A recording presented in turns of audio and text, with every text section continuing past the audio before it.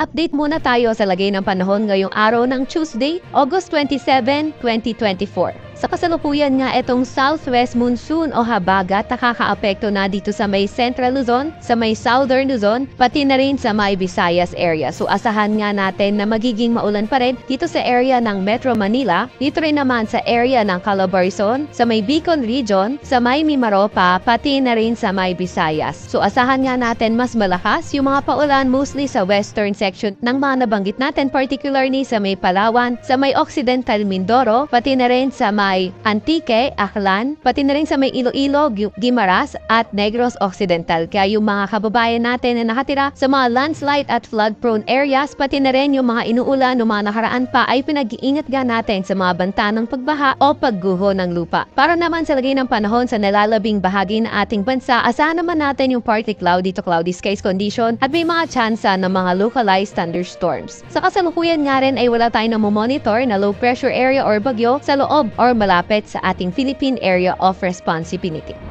Para naman sa lagay ng ating panahon bukas, asahan pa nga rin natin for tomorrow, buong Central Luzon, pati na rin sa may Bicol region, Calabarzon at Mimaropa, magdadala ng mga paulan yung ating southwest monsoon o habagat. Para naman sa nalalabing bahagi ng Luzon area, asahan na natin yung partly cloudy to cloudy skies condition at may mga tsansa ng localized thunderstorm. So for tomorrow, inulit lang po natin sa may Metro Manila, sa may Calabarzon, sa may Central Luzon, sa may Mimaropa, pati na rin sa may Bicol region, magiging maulap yung kalangitan, makalat-kalat na pagkulan, pagkidat pagkulog, at mas nasahan natin yung mga malalakas na pagkulan western section ng Luzon area. Agwat ang temperatura for tomorrow sa Metro Manila ay 25 to 31 degrees Celsius, 17 to 23 degrees Celsius sa may Baguio, 24 to 32 degrees Celsius sa may Lawag, 25 to 33 degrees Celsius sa may Tuguegarao, 25 to 32 degrees Celsius sa may Legazpi, 25 to 32 degrees Celsius din sa may Puerto Princesa at 24 to 31 degrees Celsius sa may Kalayaan Island.